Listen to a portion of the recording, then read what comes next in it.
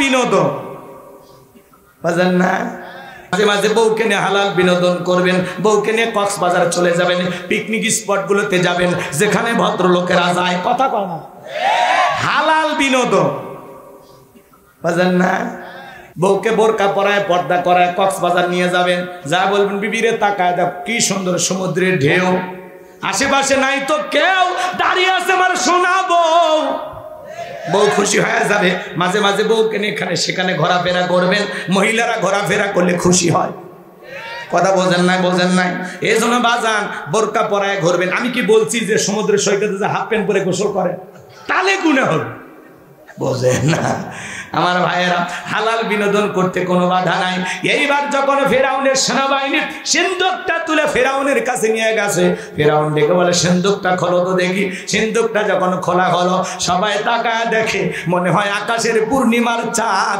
সিন্দুকের ভিতরে ধরা দিয়েছে আল্লাহু আকবার ফেরাউন ডেকে বলে তরবারি আন জবাই করে এইটাই মুসা আসিয়া বলে থামো স্বামী খালি মারাই শিখছে এতগুলো মারলা তাও শান্তি পাইলা না স্বামী গো এই ছেলেটাকে মারার আগে আমি তোমার কাছে একটা প্রশ্ন করতে যাই এই যে সিন্দুকটা দেখা যায় এমন কাঠ কি তোমার দেশে আছে ফেরাউন এইবার সিন্দুকটা নাই রে স্যারে বলে বিবি এমন কাঠ আমি কেন আমার বাপ দাদা 14 পুরুষও দেখে নাই আসিয়া বলে স্বামী এটা বিন্দেছি কারো সন্তান বাঁচতে বাঁচতে আমার দেশে এসেছে এই ছেলেটাকে আমি মারতে দেব না এই সন্তানটাকে দেখে আমার চক্ষু শীতল হয়ে গেছে আমি এই সন্তানটাকে আমাদের পালক পুত্র হিসেবে লালন পালন করতে চাই জোরে বলেন মারহাবা ফেরাউন টেনশনে পড়ে গেল কথা আছে না অনেক কঠিন স্বামী মাঝে মাঝে বউয়ের কাছে দুর্বল হয়ে যায় বউ যেহেতু রাজি হয়ে গেছে উপায় নাই আসিয়া ডেকে বলে যাও রাজ্যের ভিতরে ঢোল পেটায় দাও ফিরাউনের ছেলে সন্তান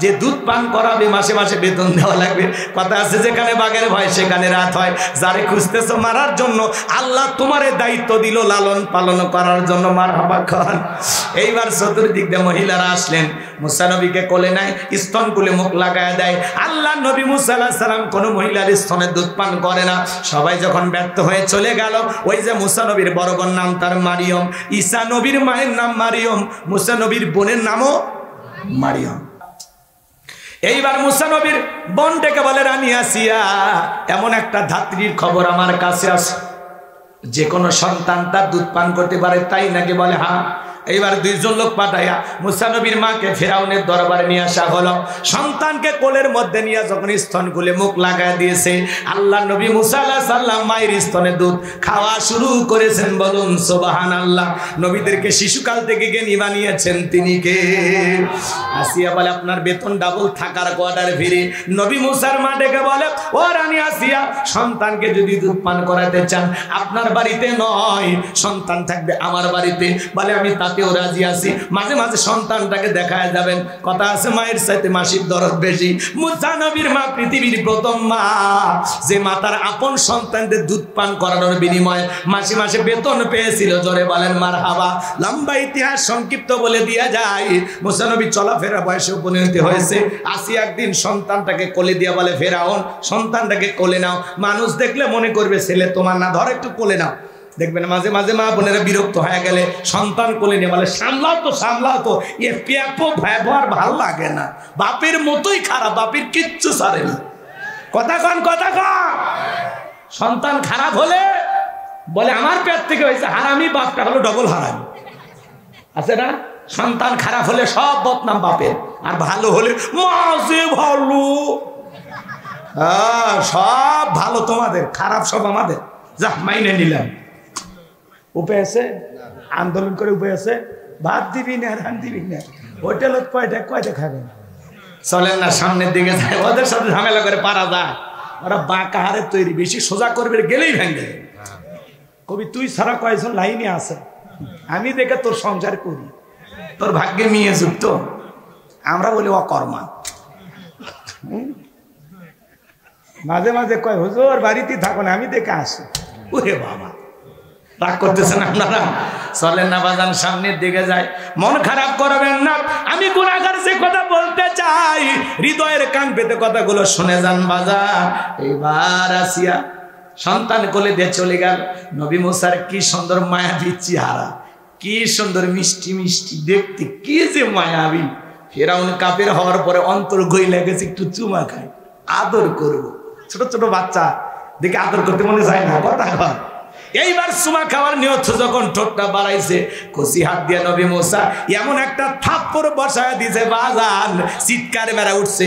আশেপাশের সেনাবাহিনী নেতা কর্মী যারা আছে দৌড়ে আসে, বলে নেতা এত জোরে চিৎকার মেরলেন, ব্যাপারটা কি? ছেলে যে থাপ্পড় মারছে জনগণের সামনে বললে কি ইজ্জত থাকে? তখন বলে আমার বাড়ি, আমি চিল্লাইছি, তোদের ডাকছি, যা দূর হয়ে যা, চোখের সামনে থেকে সরে যা। ওদেরকে তাড়িয়ে দেওয়ার পরে চিৎকার মেনে ডাক দেয়, বলে আসিয়া রে, আয় আয় আয়। কি হয়েছে? চিল্লাওকে সারের মতো কয়, চিল্লাবো না, এর চোখে মুখে যে আগুন দেখছি রে আসিয়া, এ বুঝা ছাড়া কেউ না, তাড়াতাড়ি তরবার দিয়ে দে, পথের শত্রুটাকে জবাই করে দূর করি।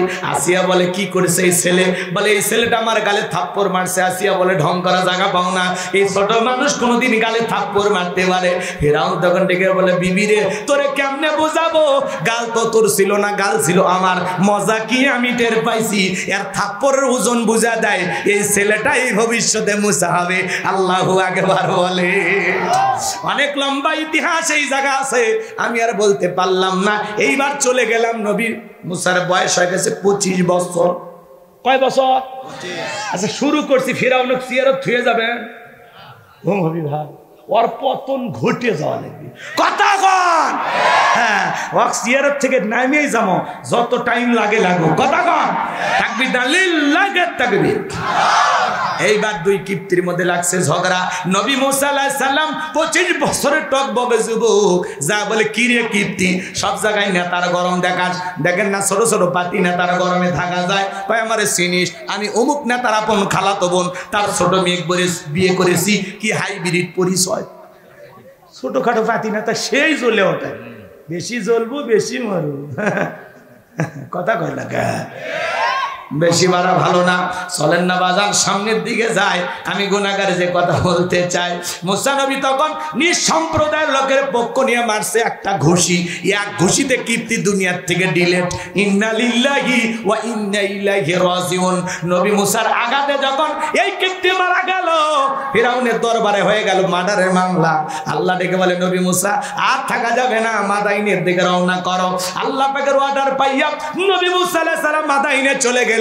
পানি খাওয়ানোর ঘটনা শোয়েব আলাইহিস সালামের 2টা মেয়ের সাথে, ওগুলো আমি আপনাদেরকে শোনাতে চাচ্ছি না, বাজান লম্বা হবে। শোয়েব আলাইহিস সালামের 2টা মেয়ের সাথে পরিচয় হয়ে গেল, তাদের সঙ্গে তাদের বাড়িতে গেলেন। যারা বলে, আব্বা আমাদের বাড়িতে একটা রাখাল দরকার, একটা ছেলেকে পেয়েছি, ছেলেটার দেখে অনেক শক্তি আছে, আর ছেলেটা এতটা লাজুক, এতটা ভদ্র। আমরা 2টা বোন কয়েকটা ঘন্টা সময় কাটাইলাম, একবারের জন্য চোখটা আলোক করে আমাদের 2 বোনের চেহারা তাকায় দেখে নাই। বলেন আল্লাহু আকবার। শোয়েব আলাইহিস সালাম রাজি হয়ে গেলেন, রাকাল হিসাবে নবী মুসা আলাইহিস সালামকে বাড়িতে রাখলেন। বড় মেয়ে সপুরের সাথে বিবাহের ব্যবস্থা করে দিলেন। 8 থেকে 10 বছর শ্বশুর বাড়িতে থাকলেন ঘর জামাই। আল্লাহ দেখে বলে, নবী মুসা আর কতদিন শ্বশুর বাড়ি মধুর হারি, এইবার গাট্টি গুটি গোছাও, স্ত্রীকে সঙ্গে নাও, তুর পর্বতের দিকে রওনা করো। আল্লাহর পয়গম্বর মুসা আলাইহিস সালাম এইবার আল্লাহ পাকের অর্ডার পাইয়া স্ত্রীকে সঙ্গে নিয়া তুর পর্বতে যখন চলে আসলেন, এখানে আরো কিছু ঘটনা আছে, দিকে বলবো না। আল্লাহ তাআলা তখন নবী মুসা আলাইহিস সালামকে নবুয়ত দান করে বলেন, ওয়া মা তিলকা বিয়ামিনিকা ইয়া মুসা। আল্লাহু আকবার। আমার আল্লাহ ডেকে বলে, মুসা রে তোমার ডান হাতে ওইটা কি? আল্লাহর নবী মুসা আলাইহিস সালাম জবাব দিয়ে বলেন, ক্বালা হিয়া আসায়া আতাওয়াক্কাউ আলাইহা ওয়া আহুশু বিহা আলা গনামি ওয়া লিয়া ফিহা মাআরিব উখরা। দেখে বলেন, আল্লাহ আমার হাতে এটা লাঠি, এইটার উপর ভর দিয়ে চলি, ছাগলের জন্য পাতা বাড়ি ইত্যাদি ইত্যাদি অনেক অনেক কাজ করি। আল্লাহ ডেকে বলে, পয়গম্বর মুসা প্রশ্ন করলে আমি একটা জবাব দেওয়া যাবে একটা। নবী মুসা আলাইহিস সালাম কথা বলেন কার সাথে? আল্লাহর সাথে কথা বলতে মজা আছে না নাই? যুবক মজা আছে না নাই? একটা মেয়ে যদি রং নাম্বারে কোনো ভূমিকা নাই, ডাইরেক্ট ওয়াজ। আল্লাহর কোরআন থেকে কথা বললে কারো কোনো সমস্যা আছে? এই কোরআনের মধ্যে বিন্দু পরিমাণে ভেজাল আছে, মিথ্যা আছে, ধোঁকা আছে, আল্লাহ রাব্বুল আলামিন বলেন যালিকাল কিতাবু লা রাইবা ফি, এটি এমন একটি কিতাব যে কিতাবের মধ্যে কোনো সন্দেহ নাই, কোনো সংশয় নাই, কোনো মিথ্যা নাই, কোনো ধোঁকা নাই। There is no doubt. বলুন আল্লাহু আকবার।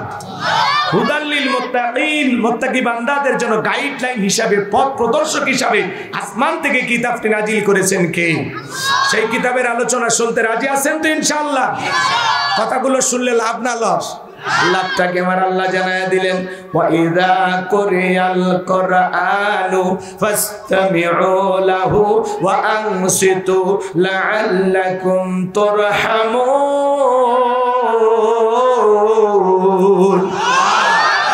সূরা আরাফ আয়াত নাম্বার 204। আমার আল্লাহ রাব্বুল আলামিন জানিয়ে দিলেন, তোমার সামনে যখন কোরআন পাঠ করা হয়, কোরআনের আলোচনা করা হয়, চুপ করে কান লাগিয়ে মনোযোগ সহকারে কোরআনের কথাগুলো শ্রবণ করো। যারা চুপচাপ কোরআনুল কারীমের কথাগুলো শ্রবণ করবে, আমার আল্লাহ রাব্বুল আলামিন আসমান থেকে তাদের উপরে আল্লাহর রহমত বৃষ্টির মতো নাজিল হবে। বলুন সুবহানাল্লাহ।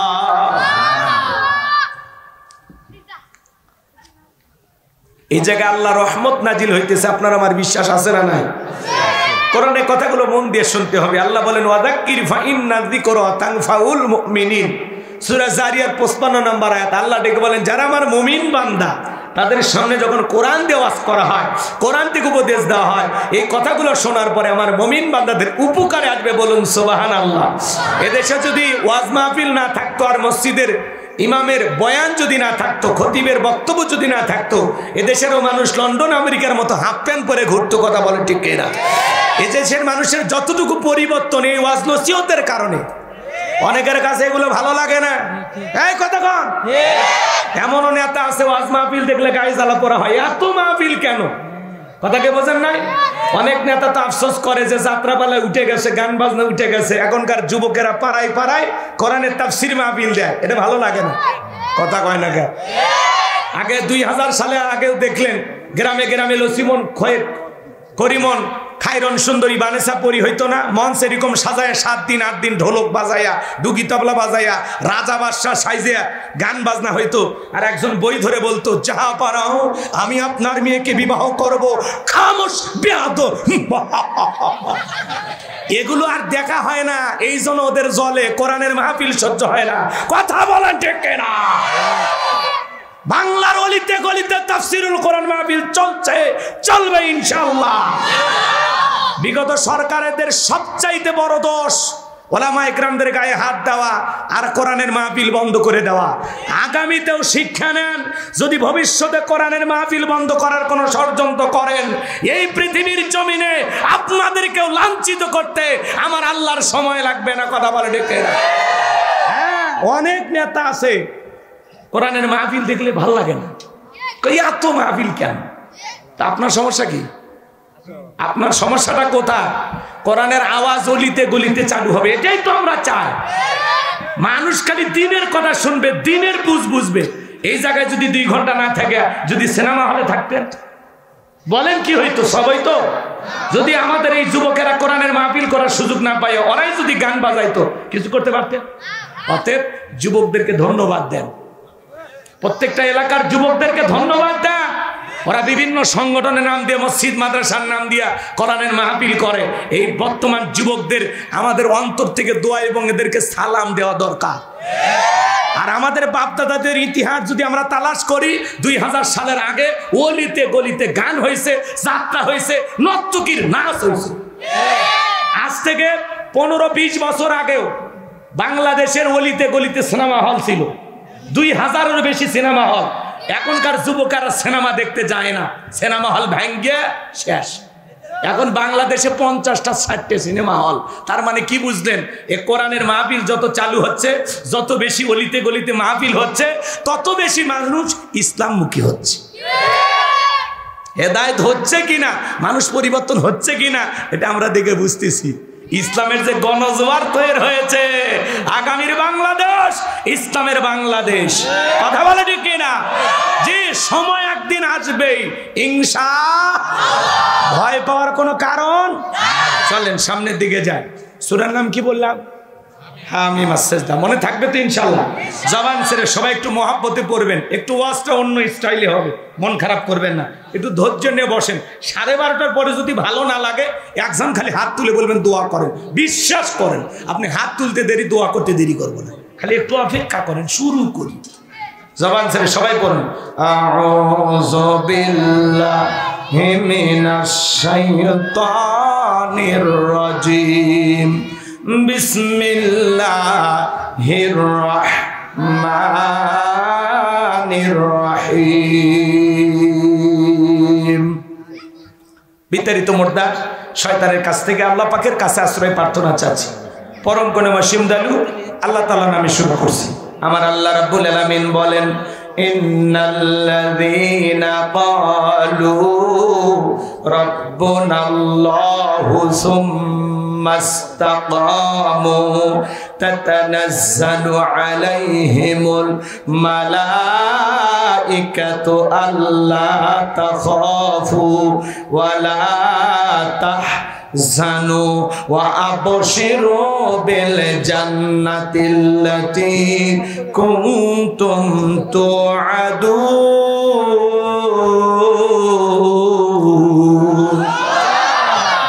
যে কোন আয়াত বা সূরার তাফসীর করতে হলে কোন প্রেক্ষাপটে কোন সময় আল্লাহ তাআলা সেই সূরাটি বা আয়াতটি নাজিল করেছেন, সেই নাজিলের প্রেক্ষাপট জানার দরকার আছে না নাই? আরবিতে বলা হয় শানে নজুল। যদি শানে নজুল আলোচনা করা হয় তাহলে তাফসীর বুঝতে সহজ হয়। চিৎকার মেরে বলুন আল্লাহু আকবার। তাহলে এই আয়াতে কারিমাগুলো নাজিলের পিছনে অবশ্যই কারণ আছে না নাই? প্রেক্ষাপটটা আছে না নাই? সময়কালটা কেমন ছিল আমি কি বলবো? সংক্ষিপ্ত সময়। যদি আমি শানে নজুল আলোচনা করি 2 থেকে 2.5 ঘন্টা লাগবে, এত সময় নাই, সংক্ষিপ্ত কথা। আবার কথা বলবো না কি সমাধান করে দিলা বেটা আসল যা তুমি মহিলার দিক দিকে সামলাও। আচ্ছা এদিক খেয়াল করে রাগ করে। সম্মানিত ভাইয়েরা আমার, বিশ্ব নবীর প্রিয় 2 জন মানুষ মাত্র 3 দিনের ব্যবধানে মারা গেলেন। আম্মা জান খাদিজাতুল কুবরা এবং চাচা আবু তালেব। 2 জন মানুষকে হারিয়ে ব্যথিত হৃদয় নিয়ে নবীজি আমার তাইফে গেলেন কালেমার দাওয়াত দিতে।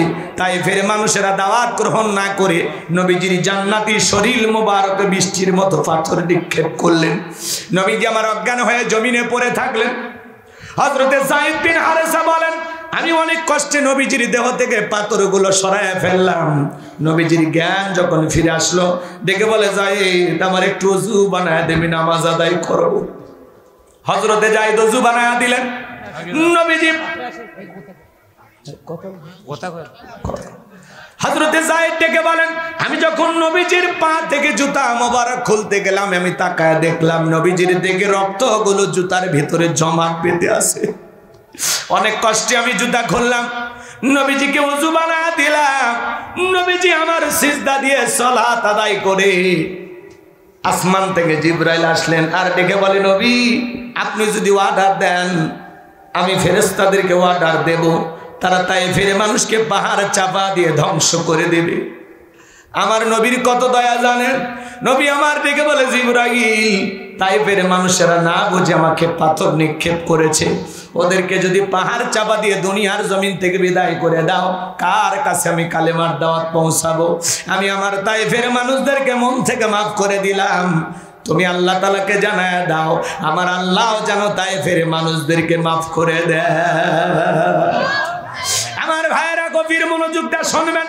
ব্যথিত হৃদয় নিয়ে রক্তাক্ত শরীর নিয়ে নবীজি বাড়িতে চলে আসলেন। 1 দিন 2 দিন অতিবাহিত হয়ে যায়, আসমান থেকে জিবরাইল আসে না। 19 দিন পর্যন্ত আসমান থেকে নতুন কোনো আয়াত নাজিল হয় না, নতুন কোনো সূরা নাজিল হয় না। কাফেররা সমালোচনা শুরু করে দিল, ও নবীর সাহাবীরা কি ব্যাপার, তোমাদের নবী তো নতুন কোন আয়াত বা সূরা পাঠ করে আমাদেরকে শোনায় না, নাকি তার আল্লাহ তাকে ভুলে গেছেন? জোরে কর নাউজুবিল্লাহ।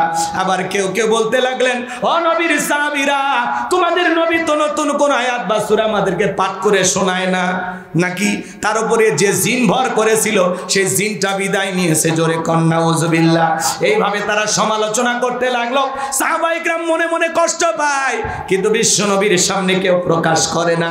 19 দিন পরে আল্লাহ তাআলা তখন এই পাওয়ারফুল আয়াতে কারিমা গুলো নাজিল করলেন, জিবরাইলের মাধ্যমে আমার আল্লাহ তাআলা জানিয়ে দিলেন, ইন্নাল্লাযীনা ক্বালু রাব্বুনাল্লাহ।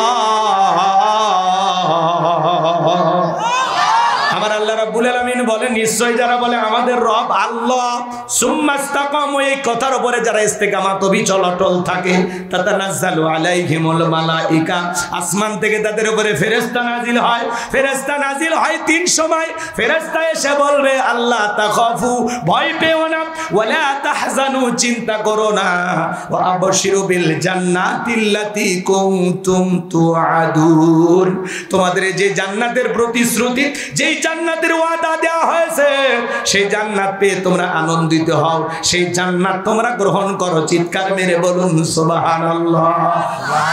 এটা হলো আয়াতের সরল অনুবাদ। মনোযোগ দিয়ে শোনেন, আল্লাহ তাআলা আয়াতের শুরুতে কি জানিয়ে দিলেন, ইন্নাল্লাযীনা ক্বালু রাব্বুনাল্লাহ, নিশ্চয়ই যারা বলে আমাদের রব আল্লাহ, সুম্মা ইসতাকামু, এই কথার উপরে যারা ইস্তেকামাত থাকে, আল্লাহ আমার রব। বগুড়াবাসী, আপনারা রাস্তার 2 ধার দিয়ে গাছ দেখেন না? কথা কন শোনেন, আমি করবো আজ, আপনারা দেবেন আওয়াজ, জবাব দিবেন ঠিক ঠিক, আলোচনা হবে কমপ্লিট। শ্রোতাদের স্পিরিটে বারে, বক্তার হিট, আলোচনা হবে জায়গা মতো ফিট। আগে বলতাম কিছু আজ প্যান্ডেলে, কিছু আজ অ্যাঙ্গেলে, এখন আর অ্যাঙ্গেলে না, যা বলবো সব ডাইরেক্ট। অ্যাঙ্গেলে বলার দিন শেষ, ডাইরেক্ট বলার বাংলাদেশ। কথা বলা ঠিক কিনা? খালি এদিকে কান লাগান। রাস্তার 2 ধার দিয়ে গাছ থাকে কিনা বাজান? যখন ঝড় তুফান আসে, আইলা, নার্গিস, হুদহুদ, সনি, মিগদাও, মিথিলি, ডানা, বিভিন্ন ধরনের ঘূর্ণিঝড় যখন আসে, দেখবেন রাস্তাঘাটের গাছ গাছাগুলো ওই ঘূর্ণিঝড়ে তছনছ হয়ে পড়ে রাস্তার উপরে থাকে। আবার কিছু গাছ দেখবেন মজবুত ভাবে শিকড় নিয়ে দাঁড়িয়ে থাকে। এর নাম হলো সুম্মা ইসতাকামু, দৃঢ় থাকা, মজবুত থাকা। আপনি যখন বলবেন আল্লাহ আমার রব, এই কথার উপরে টিকে থাকতে গেলে আপনার উপরে মামলা আসবে, হামলা আসবে, নির্যাতন আসবে, জুলুম আসবে, দেশ ছাড়া করবে, ঘর ছাড়া করবে, ফাঁসির দড়িতে ঝুলাবে, হাজারো নির্যাতন জুলুম মুমিন সহ্য করবে, কিন্তু কখনো 1 ইঞ্চি জালেমের কাছে মাথা নত করবে না। কথা বলে ডেকে আল্লাহ আমার রব, এই কথার উপরে টিকে থাকতে গেলে আপনাকে অনেক পরীক্ষা দেওয়া লাগবে। আপনি কি মনে করছেন জান্নাত মামুর বাড়ির ডাল গেলে 1 ডাবু খাইতে দেবে? অত সহজ না। জান্নাতে যেতে হলে আপনাকে পরীক্ষা দিয়েই যেতে হবে। আল্লাহ সূরা আনকাবুতে বলেন নাই, মানুষেরা কি মনে করেছে ঈমান এনেছে, কথা বললেই ছেড়ে দেওয়া হবে? তাদেরকে পরীক্ষা করা হবে না? তাদের পূর্ববর্তীদেরকে আমি আল্লাহ পরীক্ষা করেছি, তোমাদেরকে পরীক্ষা করে দেখব ঈমানের দাবিতে কারা সত্যবাদী আর কারা মিথ্যাবাদী। রাগ করেন, চলেন। ইন্নাল্লাযীনা ক্বালু রাব্বুনাল্লাহ, নিশ্চয় যারা বলে আল্লাহ আমার রব, বলেন তো আল্লাহ আমাদের কি? আমার আল্লাহ রাব্বুল আলামিন বলেন, ইন্নাল্লাযীনা ক্বালু রাব্বুনাল্লাহ, নিশ্চয় যারা বলে আমাদের রব আল্লাহ। ও বগুড়াবাসী, ডান হাতটা তুলে শাহাদত আঙ্গুলি দ্বারা আসমানের দিকে ইশারা করে চিৎকার মেরে ডাক দিয়ে বলেন তো আমাদের রব কে? আর একটু ভালোবেসে ডাক দেন আল্লাহ। একটু দরদ মোহাব্বত নিয়ে বলেন আল্লাহ। আর একটু ভালোবেসে বলেন আল্লাহ। হাত নামান। এই যে আল্লাহ আল্লাহ বলে ডাক দিলাম, আমাদের আল্লাহ খুশি না বেজার? দুনিয়াতে যদি ডাক দেন বাবা বাবা, বাবা রাগান্বিত হয়ে বলে তো বাপ বাপ করিস কেন? বিয়ে দিলে 2 বাচ্চার বাবা হবি, তাও বাবা ছাড়লি না। কথা কন না কেন? যদি মাকে ডাক দেন মা মা, মা বলবে অত মেয়ে মেয়ে করিস কেন? ভালো লাগে না। ভাইকে যদি বলেন ভাই ভাই, রুবেল ভাই, শাহাদত ভাই, লিটন ভাই, বলে চুপ। আর একবার ভাই করলে তুলে আসার মারবো। হুজুরকে হাসানোর জন্য বললেন না, কেনই বা বললাম? শোনেন বাজান, দুনিয়াতে যদি বাবাকে ডাক দেন, অত বাবা বাবা শুনতে বাবারও ভালো লাগে না, বাবাও রাগান্বিত হয়। মাকে অতিরিক্ত মা মা বলে ডাকলে মাও রাগান্বিত হয়, ভাইকে ডাকলে ভাইও রাগান্বিত হয়। কিন্তু এমন এক সৃষ্টিকর্তা, এমন এক স্রষ্টা, এমন এক আল্লাহ পেয়েছি, কোটি কোটি বার ডাক দিল বিরক্ত হন না জেনে তিনি কে। যত ডাকবেন বেশি তত আল্লাহর প্রিয় হতে পারবেন। আমরা মুসলমান, জবানে আল্লাহর নাম আনতে আমাদের ভালো লাগে না। অনেক মানুষ আছে আমরা আল্লাহ তাআলাকে ডাকি না। এজন্য আল্লাহ বলেন ইন্নাল ইনসানা লিরাব্বিহি লাকানুদ, মানুষ বড় অকৃতজ্ঞ। ডাইরেক্ট বাংলা ভাষায় যাকে বলা হয় নেমো খারাপ। আল্লাহর জমিনে বসবাস করি কিন্তু আল্লাহ তাআলার কৃতজ্ঞতা আদায় করি না। কথা বলেন। আপনার আমার অনেকের বাড়িতে আছে মিস্টার ডগ, কুকুর চেনেন না? কথা শেরপুর বাজারে থেকে গরু গোস্ত কিনে নিয়ে গেলেন, দুপুর বেলা খাইতে বসছেন, একটা হাড় এখানে ওখানে চিবানোর চেষ্টা করলেন, দাঁত দিয়ে খাওয়া সম্ভব হয় না। তখন আপনি ডাক দেন লালু, লালু তখন দৌড়ে চলে আসেন, লালুর সামনে হাতটা ফেলে দিয়ে বলেন খা ফি সাবিলিল্লাহ। লালু তখন বলে বস আমি জানি আপনি ফেল করছেন, আমি তো ফেল করব না। আপনার এই শুকনো হাড় খেয়ে রোদ নাই, বৃষ্টি নাই, ঝড় নাই, তুফান নাই, আপনার বাড়ি পাহারা দেয়। অপরিচিত মানুষ যদি বাড়িতে আসে ওর ভাষায় চিৎকার মারে, কোন এলাকা থেকে আসছো, বাড়ি কোথায়, ভিতরে ঢুকবা, অনুমতি কে আছে? বাড়ির লোকটা যখন বলে এ লালু এ চোপ আসতে দে, তখন বলে ও যা অনুমতি আছে, দেখতেছি আমি। আগন্ত ব্যক্তি আর বাড়ির মানুষ দুইজন মিলে যখন কথা বলে, আগন্ত ব্যক্তি আর বাড়িওয়ালা দুইজন মিলে কথা বলে, কুকুর লেজ নাড়ার দুই দিক দিয়ে ঘোরে, একবার মালিকের চেহারার দিকে তাকায়, আর একবার আগন্ত ব্যক্তির চেহারার দিকে তাকায়, আর মালিককে ইশারা দিয়ে বলতে চায়, একবার শুধু বলে লোকটারে চেনেন না, এমন কামড় দেব 14টা ইঞ্জেকশন দিয়েও ভালো হবে না। কথা বলেন। বাড়ির লোকটা যখন ধমক দেয় লালু সরে যা, তখন বলে ও আপনার পরিচিত লোক, আগে বলবেন খামাকাই ডিউটিটা করলাম। একটা শুকনো হাড় খেয়ে কুকুর যদি তার মনিবের সাথে গাদ্দারি না করে, আমরা হলাম আশরাফুল মাখলুকাত, কুনতুম খায়রা উম্মাতিন উখরিজাত লিন-নাস। আল্লাহ বলে তোমাদেরকে উত্তম জাতি বানাইলাম, ওয়ালাকাদ কাররামনা বানি আদম, মর্যাদা দিক দিয়ে সবার শ্রেষ্ঠ বানাইলেন। তাহলে বলেন তো বাজান আমাদেরও কাজ করার দরকার আছে না নাই? জোরে বলেন আছে না নাই? এই পৃথিবীর ভূখণ্ডে আপনি আমি যা দেখতেছি সবকিছু আল্লাহ তাআলা আমাদের জন্য সৃষ্টি করেছেন। হুয়াল্লাযী খালাকালাকুম মা ফিল আরদি জামিআ। বান্দারে পৃথিবীর জমিনে যা কিছু দেখো সবকিছু আমি আল্লাহ তোমাদের জন্য সৃষ্টি করেছি, আর তোমাদেরকে সৃষ্টি করেছি ওমা খলাকতুল জিন্না ওয়াল ইনসা ইল্লা লিয়াবুদুন। আমি মানব জাতি আর জিন জাতিকে সৃষ্টি করেছি শুধুমাত্র কেবলমাত্র আমি আল্লাহর দাসত্ব আর গোলামি করার জন্য। বলুন আল্লাহু আকবার। মানুষকে আল্লাহ সৃষ্টি করেছেন তার গোলামি করার জন্য, এবং মানুষকে সৃষ্টি করেছেন খলিফা হিসাবে আল্লাহর প্রতিনিধিত্ব করার জন্য। আল্লাহু আকবার বলেন। খালি গোলামি না, প্রতিনিধিত্ব করার জন্য। আমরা আল্লাহর খলিফা, আল্লাহর পাঠানো। কথা কয় নাকি? শুধুমাত্র গোলামি নয়, আল্লাহ আমাদেরকে এই সমাজ রাষ্ট্রের নেতা বানাবে। আল্লাহ আমাদেরকে পৃথিবীর শাসন ভার, ক্ষমতার ভার আল্লাহ দান করবে। একদিন তাম পৃথিবীর কর্তৃত্ব রাজত্ব মুসলমানদের হাতে আসবে। তাম পৃথিবীর সমস্ত এরিয়া জুড়ে মুসলমানের শাসন চলবে, আর তার সংবিধান হবে আল কোরআন। চিৎকার মেরে বলুন সুবহানাল্লাহ। তাহলে তাম পৃথিবীর রাজত্ব ক্ষমতা একদিন আল্লাহ কাদেরকে দেবে? মুসলমানদেরকে দেবে। সেই দিন আসবে ইনশাআল্লাহ। কষ্ট পান আপনারা? সম্মানিত ভাইয়েরা আমার, লম্বা করার কোনো সুযোগ নাই। কেন আল্লাহর গোলামি করবেন না? যে আল্লাহ তাআলা এত সুন্দর দুনিয়ার জমিনে এত নিয়ামত দিয়ে আপনাকে আমাকে বসবাস করার তৌফিক দিয়েছেন।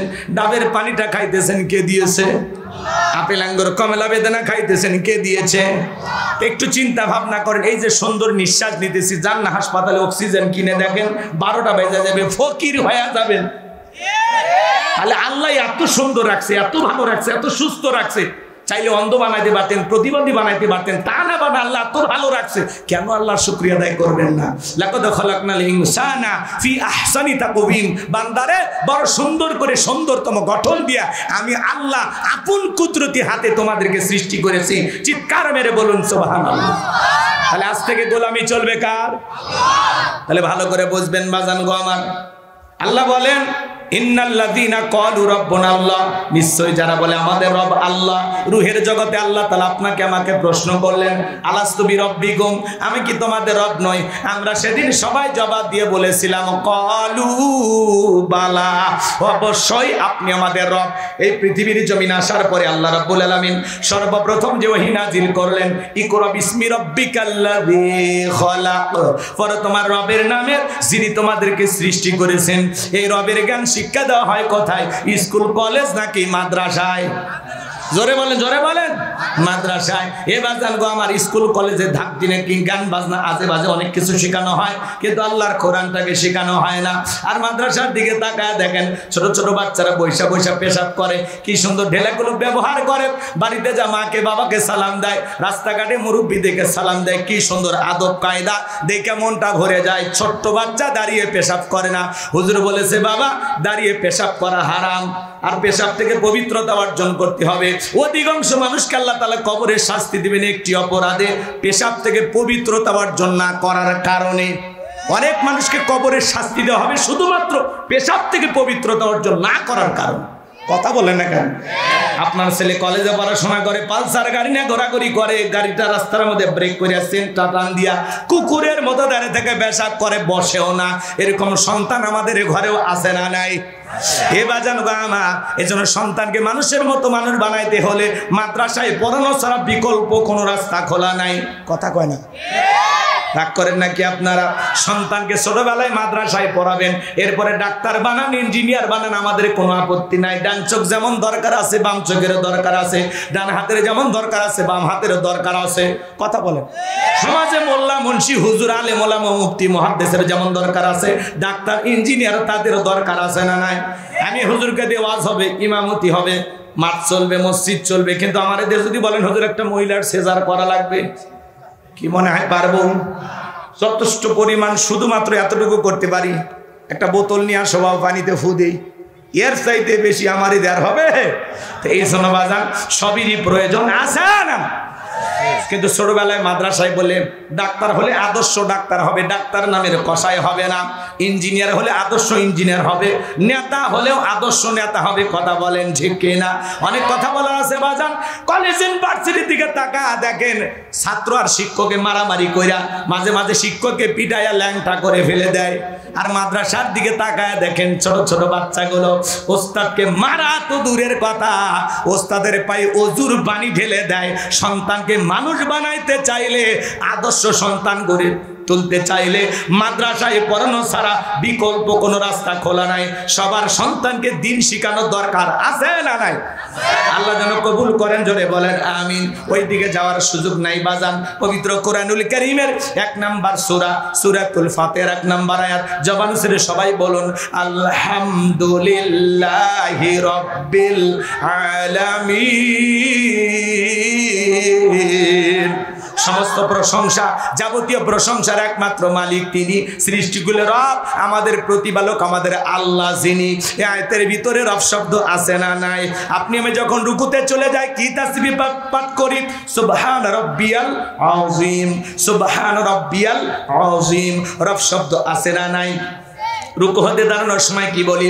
সামি আল্লাহু লিমান হামিদা, রব্বানা লাকাল হামদ। রব শব্দ আছে না নাই? এরপরে যখন সিজদায় লুটিয়ে পড়ি, মাথাটা নত করি, কি তাসবিহ পাঠ করি? সুবহান রাব্বিয়াল আ'লা, সুবহান রাব্বিয়াল আ'লা। অনেকে দেখবেন খালি ফিসফিস করে, সুবহান সুবহান সুবহানাল্লাহ কয় না, সয়াবিনের তেল ভাই আল্লাহ ভালো জানে। আছে না নাই? স্পষ্ট করে বলতে হবে সুবহান সুবহান আছে না নাই? আমার ভাইরা, এরপরে নামাজের সালাম ফিরানোর পরে আল্লাহ তাআলার কাছে যখন হাত তুলে দোয়া করি কি বলি? রব্বানা আতিনা ফিদ দুনিয়া হাসানাতাও ওয়া ফিল আখিরাতি হাসানাতাও ওয়া কিনা আযাবান নার। সূরা বাকারা 201 নাম্বার আয়াত। আল্লাহর কাছে ডেকে বলি, হে আমাদের রব, আমাদেরকে দুনিয়ার কল্যাণ দান করো, আখিরাতের কল্যাণ দান করো, ওই কঠিন জাহান্নামের আগুন থেকে আমাদের মুক্তি দাও। তাহলে ইহকাল পরকালে কল্যাণ দেওয়ার মালিক কে? জাহান্নাম থেকে বাঁচানোর মালিক কে? পবিত্র কুরআনুল কারীমের সর্বশেষ যে সূরা, সূরাটির নাম হলো নাস, তার 1 নাম্বার আয়াত, কুল আউযু বিরাব্বিন নাস। আয়াতের ভিতরে রব শব্দ আছে না নাই? জীবনের পরতে পরের উত্তরে রব। আপনি আমি যেদিন মারা যাব, এই মসজিদের মাইকে যেদিন এলান জারি হবে, এই গ্রামের অমুক ব্যক্তি বেঁচে নাই, ইন্না লিল্লাহি ওয়া ইন্না ইলাইহি রাজিউন। আপনার আমার মৃত্যুর সংবাদ শোনার পরে বিবি কাঁদবে, আমার স্বামী নাই, ছেলে মেয়ে কাঁদবে, আমার বাবা নাই, বাবা নাই। পিতামাতা বেঁচে থাকলে বলবে কলিজার ধনটা হারাইলাম। আত্মীয় স্বজন সবাই আপনাকে আমাকে শেষ বিদায় দেওয়ার জন্য বাড়িতে চলে আসবে। বাজান দেখে রঙিন পোশাক পোশাক হইলা আপনাকে আমাকে বড়ই পাতার গরম পানি দিয়া সারা জীবনের মতো গোসল করাইয়া চকলেটের মতো মোরাইয়া জীবনের শেষ যানবাহন মসজিদের খাটিয়াতে তুইলা 4 জন বরযাত্রী ধইরা যখন অন্ধকার কবরে রাখবে বাজার 3 জন মানুষ কবরে নামবে মনে হবে এরাই সাথী একে একে সবাই উঠে আসবে কবরে বাঁশের বিছানা বিছাইয়া দিবে ছিদ্রগুলো দিয়ে হালকা একটু আলো প্রবেশ করে এরপরে যখন কবরের উপরে মাটি দেওয়া হবে কবরটা হয়ে যাবে ঘর অন্ধকার সবাই কবরে মাটিতে যখন চলে আসবে কবরে থাকা ব্যক্তি তাদের পায়ের আওয়াজ শুনতে পাবে চিৎকার মেরে ডেকে বলবে একা রাইকা যায়ও না কবরে থাকা ব্যক্তির চিৎকার দুনিয়ার কেউ শুনতে পাবে না আমার নবী বলেন যে কবরে চলে গেল তার চাইতে অসহায় আর কেউ নাই বিশ্বনবী বলেন ক্বালা রাসূলুল্লাহ সাল্লাল্লাহু আলাইহি সাল্লাম ইন্নামাল কুবুরু রাউযাতুম মিন রিয়াদিল জান্নাহ আও হুফরাতুম মিন হুফারিন নার রাওয়াহু তিরমিজি বিশ্বনবী ডেকে বলেন যে ব্যক্তির আমল ভালো মৃত্যুর সঙ্গে সঙ্গে আল্লাহ তাআলা তার কবরটাকে জান্নাতের বাগান বানায়া দিবেন বলুন সুবহানাল্লাহ আর যে ব্যক্তির আমল খারাপ আও হুফরাতুম মিন হুফারিন নার তার কবরটা হবে জাহান্নামের আগুনের গর্ত একবার যদি কারো কবর জাহান্নামের আগুনের গর্ত হয়ে যায় বাঁচার কিন্তু কোনো উপায় নাই নবী আমার এক জায়গায় বসা আসমান থেকে জিবরাইল আসলেন আর ডেকে বলে নবী এই মুহূর্তে একটা আওয়াজ হইল আপনি কি শুনতে পাইছেন আল্লাহ রাসূল বলে হ্যাঁ আমি শুনতে পাইলাম জিবরাইল বলে নবী আজ থেকে 70 বছর আগে জাহান্নামের গর্তের মুখে আল্লাহ একটা পাথর ছেড়ে দিয়েছেন এই মাত্র জাহান্নামের তলদেশে পৌঁছাইলো চিন্তা করেন বাজান একটা পাথর ছেড়ে দিলে 70 বছর যদি সময় লাগে আল্লাহ না করুক আপনার আমার গুনাহের কারণে অপরাধের কারণে আসমান জমিনের মালিক আল্লাহ যদি বেজার হইয়া জাহান্নামের গর্তের আগুনে ফেলে দেয় আপনার আমার কিন্তু বাঁচার কোনো উপায় নাই এ বাজান দুনিয়ার আগুনের চাইতে জাহান্নামের আগুনের পাওয়ার হলো 70 গুণ বেশি এ বাজান ওই জাহান্নামের আগুন যদি কারো দেখে লাগে মনে হবে কলিজাটা পুরে ছায়া হয়ে যাচ্ছে কবর কিন্তু জায়গা ভালো না ওই কবর বড় কঠিন জায়গা কবর যে নেক আমল নিয়ে যাবে তার সাথে ভালো ব্যবহার করবে কিন্তু যারা গুনাহ নিয়ে যাবে তাদের অবস্থা খুব একটা ভালো হবে না আল্লাহ বলেন ফামাই আমাল মিসকাল যাররাতিন খায়রান ইয়ারা ওয়া মাই আমাল মিসকাল যাররাতিন শাররান ইয়ারা বান্দারে তুমি যদি যাররা পরিমাণ অনুপরিমাণে নেক আমল করো ওইটাও তোমার আমলনামায় লিপিবদ্ধ করা হবে আবার তুমি যদি যাররা পরিমাণ অনুপরিমাণে বদ আমল করো ওইটাও তোমার আমলনামায় লিপিবদ্ধ করা হবে আর যারা গুনাহ নিয়ে অন্ধকার কবরে যাবে ওই কবরের ডানের মাটি বামে চলে যাবে বামের মাটি ডানে চলে যাবে এমন জোরে সাপ দেবে বাজার এক পাজরে আর অন্য পাজরে ঢুকে যাবে কবরে থাকা অন্ধ ফেরেশতা চোখে দেখে না কানে শোনে না হাতুড়ি দিয়ে বাড়ি মারলে দেহটা চূর্ণ বিচূর্ণ হয়ে যাবে কবরে থাকা অন্ধ ফেরেশতা আঘাত যখন করবে সহ্য করা যাবে না কবরে থাকা বিষাক্ত সাপ একবার সবল ভালে পা থেকে মাথা পর্যন্ত দেখে বিষের যন্ত্রণায় জ্বলে যাবে কবর কিন্তু জায়গা ভালো না এই জন্য হযরত ওসমান রাদিয়াল্লাহু তাআলা আনহু কবর দেখে অজরে চোখের পানি ছেড়ে দিয়ে কান্না করতেন মাঝে মাঝে থাকতেন হযরত ওসমান জান্নাতের সার্টিফিকেট প্রাপ্ত সাহাবী কবরকে কতটা ভয় করতেন জানেন সাহাবীরা জিজ্ঞাসা করে ভাই ওসমান আপনি কেন কান্নাকাটি করেন হযরত ওসমান ডেকে বলেন এই কবর হলো প্রত্যেকটা মানুষের প্রথম মঞ্জিল প্রথম ঘাটি প্রথম স্টেশন এই কবরে 3টা প্রশ্ন করা হবে যে সঠিক উত্তর দিতে পারবে তার মিজান ফুলসিরাতে কোনো টেনশন নাই যে উত্তর দিতে পারবে না তার কিন্তু বাঁচার কোনো উপায় নাই ওই কবরের ভিতরে 1 নাম্বার প্রশ্ন করা হবে মার রব্বুকা তোমার রব কে এই দুনিয়ার জমিনে রবের গোলামি করেছে যারা সঠিক উত্তর দিতে পারবে তারা যাদের রবের সাথে সম্পর্ক ছিল কথা বোঝেন নাই চাকরি করলে তো বসের নাম জানবেন জীবনে মসজিদে জাননি আল্লাহর নাম জানবেন কিভাবে কথা কন আল্লাহ এমন পরীক্ষা নেবেন পৃথিবীর শুরুতেই প্রশ্নপত্র ফাঁস করে দিছে কি কথা কন না প্রশ্ন কি হবে কবরে আল্লাহ আগে জানায় দিছে আসো প্রস্তুতি নিয়ে আসো রাগ করতেছে তাহলে কবরের 1 নাম্বার প্রশ্ন মার রব্বুকা তোমার রব কে রব সম্পর্কে প্রশ্ন করা হবে দুনিয়াতে কাকে কাকে প্রভু হিসেবে মানছো ভারত আমেরিকা লন্ডন নাকি আল্লাহকে হ্যাঁ কে তোমার প্রভু কে তোমার মনি আপনি কারে দেখে ভয় করেন আল্লাহকে ভুলে আপনারা আবল তাবল বলা শুরু করছেন রাগ করবেন না শোনেন শোনেন কথার সামনে যায় মজা পাবেন আগে বলছি শুরু তো হয়নি 12:30টার পরে মজা পাবেন এদিকে খেয়াল করেন বাজান গো আমার, গভীর মনোযোগ দিয়ে কথাগুলো শোনা যান। কবরের 1 নাম্বার প্রশ্ন, মার রব্বুকা, তোমার রবকে। এই দুনিয়ার জমিনে যারা রবের গোলামি করেছে, খাঁটি আমল করেছে, নেক আমল করেছে, মুমিন মুত্তাকি বান্দা যারা, খাঁটি মুসলমান যারা রবের গোলামি করেছে, যারা 5 ওয়াক্ত সালাত আদায় করে যায়, যারা রবের সাথে যাদের সম্পর্ক ছিল, কোরআনের সাথে যাদের সম্পর্ক ছিল, যারা হলো আল্লাহর খাঁটি মুমিন মুত্তাকি বান্দা, নেক আমল করবে, খাঁটি মুসলমান হয়ে কবরে যাবে, তাদেরকে যখন প্রশ্ন করা হবে মান রব্বুকা, ওই নেককার মুমিন বান্দারা উত্তর দিয়ে বলবে রব্বি আল্লাহ, রব্বি আল্লাহ, আমার রব আমার আল্লাহ। আল্লাহু আকবার বলে। কিন্তু যাদের রবের সাথে সম্পর্ক ছিল, ভালো করে বোঝার চেষ্টা করবেন বাজার, কিন্তু যারা বলেছে খাও দাও ফুর্তি করো, দুনিয়াটা মস্ত বড়, ভদ্র মহিলা বয়স হয়ে গেছে, ভারতে পালে আছে, এরপরে মোবাইলে অডিও কল কথা বলে, আর কয় চিজ বাড়ি হে মস্কো মস্কো, হিন্দি গান বলে, জনগণকে বলে তোমরা মাঠে নামো আমি আসি, এ কথা কয় না কে? আপনি যদি মাঠেই থাকবেন তো ভারতকে কথা কর না কে? মাঝে মাঝে আমাদের আফসোস হয়, বারবার বললাম ম্যাডাম পদত্যাগ করেন, পদত্যাগ করেন। আল্লাহ বলে কিসের পদত্যাগ? এরা যে অন্যায় অপরাধ করেছে, শুধু পদত্যাগ না, আমি আল্লাহ এদেরকে দেশ ত্যাগ করতে বাধ্য করব। কথা বলেন ঠিক কিনা? ইন্না বাতশা রাব্বিকা লাশাদীদ, আল্লাহর পাকড়াও বড় কঠিন, আল্লাহ ধরে ধরে না, যেদিন ধরবে মামু বাড়ি দিল্লি গিয়ে পড়বে।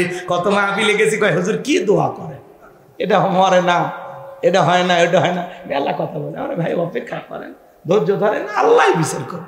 কি করবেন? এটা তো পরীক্ষা চলতেছে। আমরা জনগণ যেমন, নেতাও হই তেমন, সামনে যাই অনেক কথা বলার আছে। রাগ করেন নাকি আপনারা? তো আল্লাহর ফয়সালা একটু দেরিতে আসে, কিন্তু আল্লাহ এমন ভাবে ধরে, 1 ইঞ্চি এদিক সেদিক যাওয়ার সুযোগ নেই, খট করে ধরে, খট করে। কিন্তু ধরাটা আস্তে আস্তে, মানে অনেক ধীরে ধীরে আসে,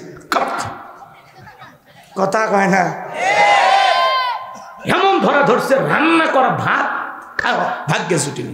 জাতির জন্য একটু ভাষণ দিবে, দুঃখের কথা বলবে, স্বজন হারানোর ব্যথা, এই শেষ ডায়লগটা উনি দিতেই পারেনি। কিছু না হলে এটা কয়ে যেত না। কি কর, আজকে সেই ধানমন্ডি নিচে আয়না ঘর খুঁজে পাওয়া যাচ্ছে। হ্যাঁ, একজন ভিডিও করতেছে, মানুষের চোখ পাওয়া গেছে, চুল পাওয়া গেছে। কথা কন, কি মনে করছেন? প্রত্যেকটা ইটে মানুষের রক্তের গন্ধ পাওয়া যাচ্ছে। রাগ করেন, রাগ করেন। তারপরে আমাদের মায়া হয়, মেয়ে মানুষ দেশের বাইরে আছে, আসেন এই দেশে, আসেন এই দেশে আপনার বাবা, এই দেশে আপনার স্বামীর, আপনি আসেন। মাঝে মাঝে যে চট করে ঢুকতে চাই, আমরা বলবো যাওয়ার আগে বলে যাননি, আসার আগে এত অভিনয় করার দরকার নাই, যে দিক দিয়ে মন চায় আপনি আসেন।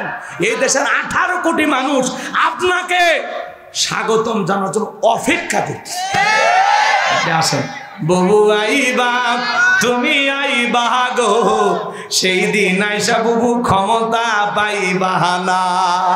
ও ববু আইবা, তুমি আইবা গো, সেই দিন আইসা বুবু ক্ষমতা পাইবা না। খোঁজ নাই ববু কাদের কাকার, অবস্থা খারাপ দরবেশ বাবার, হাও নাঙ্কেল এখন সামনে আসে না।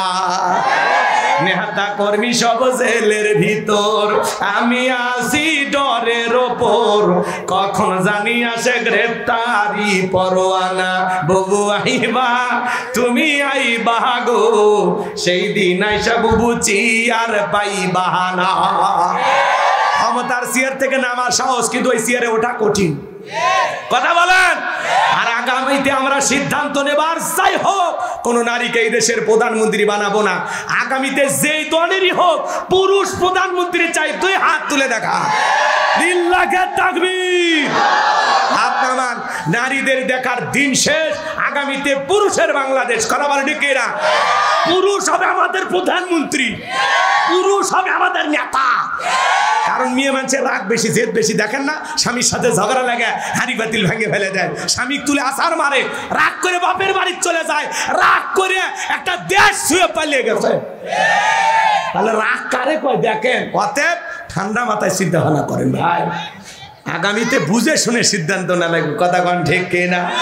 এই জন্য বাজান গো আমার গভীর মনোযোগ শোনেন, আমি গুনাহগার যে কথা বলতে চাচ্ছিলাম, যারা বলে খাও দাও ফুর্তি করো, দুনিয়াটা মস্ত বড়, পাপের সাগরে হাবুডুবু খেয়েছে, শয়তানের অসহায় পরে মিসগাইড হয়েছে, ভুল পথে পরিচালিত হয়েছে, যারা গুনাহের সাগরে হাবুডুবু খেয়ে গুনাহ করতে করতে কবরে যাবে যারা, তাদেরকে যখন প্রশ্ন করা হবে মার রব্বুকা, আল্লাহর অবাধ্য গোলাম বদকার গুনাহগার উত্তর দিতে পারবে না, ফ্যাল করে তাকিয়ে থাকবে আর বলবে হাই হাতালা আদ্রি, আপনি কি বলেন আমি বুঝি না।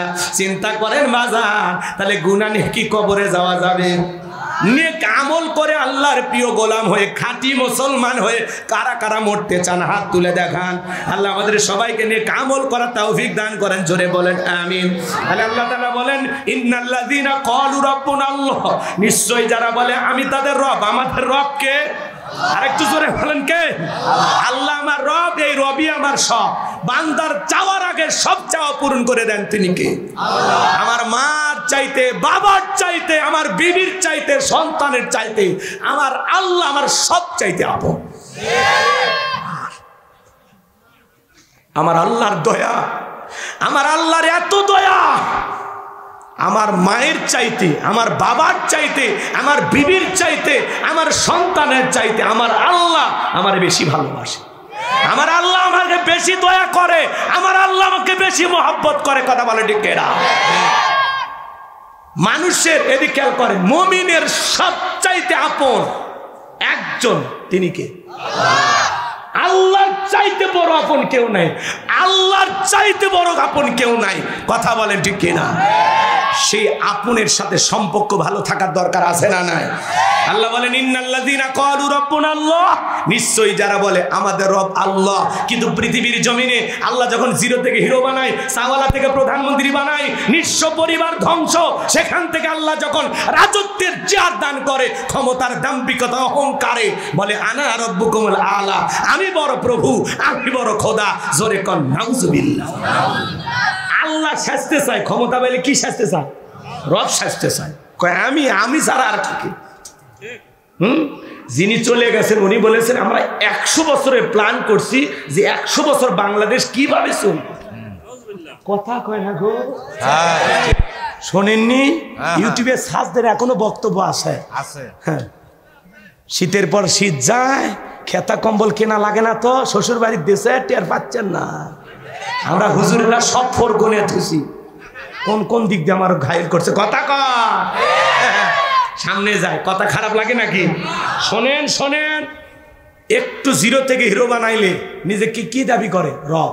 বলে আমি প্রভু, আমি বড় খোদা, জোরে কর নাউজুবিল্লাহ। এরকম একটা জালেম পৃথিবীর জমিনে এসেছিল, এর নাম ছিল কাবুস, বলখেও বলা হয়। কীর্তিদের তরফ থেকে নাম ছিল রামশিস, মিশরের বাদশাহ হওয়ার পর উপাধি নাম হলো ফেরাউন। আমি যে কয়েক মিনিট বলি, রাগ করবেন না তো? দেখেন আল্লাহ মানুষকে কোথা থেকে কোথায় নিয়ে যায়, আর তারপরে ওই মানুষটা কত বড় নিমক হারাম হয়। আমি কি বলবো?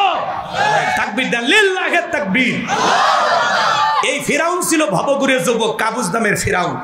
এর এলাকায় কোনো কাজকর্ম ছিল না। ভবঘুরে যুবক মানে বোঝেন না? যারা বাপের হোটেলত খায়, আনন্দ ফুর্তি করে ঘুরে বেড়ায়, গাঁজা মদ ইয়াবা ফেন্সিডিল খায়া গাছক ধাক্কা মেরে কয় ভাইজান সাইড দেন।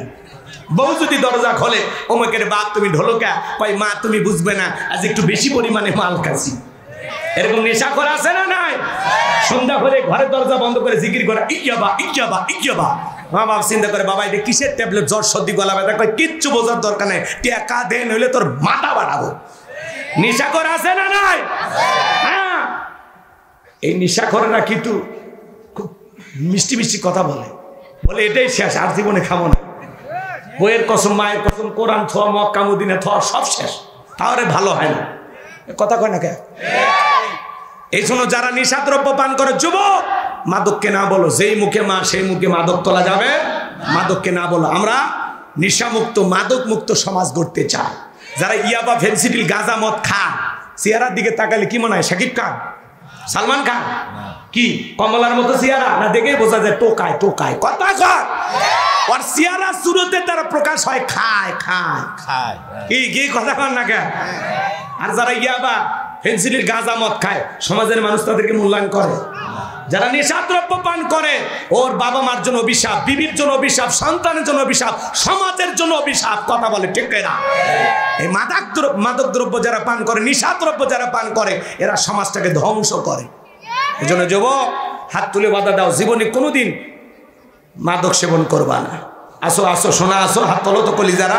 মাশাআল্লাহ, বগুড়ার মানুষ ভালো, এই লেপ খায় না, আজেবাজে জিনিস খায় না। ঠিক আছে, হাত না বসো না। এই যে হাত তুলে বাধা দিলা, ওই ইয়াপা ফেন্সিডিল গাঁজা মদ না খাই যদি বিয়ে করে থাকো, ওই টাকাটা জমা, প্রত্যেকটা মাসে বউকে একটা 3 পিস কিনে দিবা। কিছু না হইলে 12টা মাসে 12টা বাসর এক পাইবা। হ্যাঁ, ওই টাকাটা জমা, নষ্ট করিও না। আল্লাহ হেদায়েত দান করেন, জোরে বলেন আমিন। এমনকি যারা বিড়ি সিগারেট খান, ওটা একটু বাদ দেন, খাইলে গুন্দাই তো ভালো লাগে না। অনেকে মুসাফা করে, পরে নাক যখন চুলকে দিয়ে যায়, আরে কি সেন। আমি চিন্তা করি আরেকজনের সাথে যদি হাতটা দিয়ে মুসাফা করি, ও বলবে হুজুরও খায়। কারণ সেদিন এক ভিডিও দেখা গেল, কি সিসি ক্যামেরা লাগাইছে তো, এক টুপি আল্লাহ না চুপবে চুপবে পরে গাড়ির সামনে বসে সিগারেট খাচ্ছে। তখন মানুষ এটা আবার ভিডিও করে ছাড়িয়ে দিছে, হুজুর কি সুখ টান মারতেছে। দেখছেন না আপনারা, এক হুজুর রাস্তার ধারে প্রকাশ্যে বিড়ি খাচ্ছে, সিগারেট খাচ্ছে। কেরে পাগলা, খাবুই ঘরের ভিতরে খা, তোর জন্য সব হুজুরের বদনাম যে একটা হুজুর আলাম কি কায়দা টানতেছে। রাগ করেন নাকি আপনারা? সামনের দিকে যাই বাজান গো আমার। এই ভবঘুরে যুবক কাবুস নামের ফিরাউন মিশরে চলে গেল। মিশরে যাওয়ার পরে সর্বপ্রথম হলো তরমুজের ক্ষেতের লেবার। সেখান থেকে মিশরের সরকারি গোরস্থানের দারোয়ান লাগবে। ইন্টারভিউ চলতেছে, লাইনের মধ্যে ফিরাউনও দাঁড়ায় গেছে। একে একে ইন্টারভিউ দিতে যখন ফিরাউনের পালা, ডেকে বলে, বাদশাহ বুক ভরা আসেন, আপনার দেশে এসেছি ভিনদেশ থেকে, যদি চাকরিটা দেন সারা জীবন আপনার প্রতি কৃতজ্ঞ থাকবো। আর আমি যতটুকু জানি মিশরের সবচাইতে ভালো মানুষ আপনি। এমন ভাবে কথাগুলো উপস্থাপন করেছেন, বাদশার মায়া লাগে গেছে। কথায় আছে না, তেল দিয়ে বাংলা বোঝে না, পাম দিছে, পাম দিছে, তেল দিয়ে বোঝে না, দুষ্ট লোকের মিষ্টি কথা। এমন ভাবে কথাগুলো বলেছেন বাজান গো আমার, বাদশার মায়া লেগে গেছে।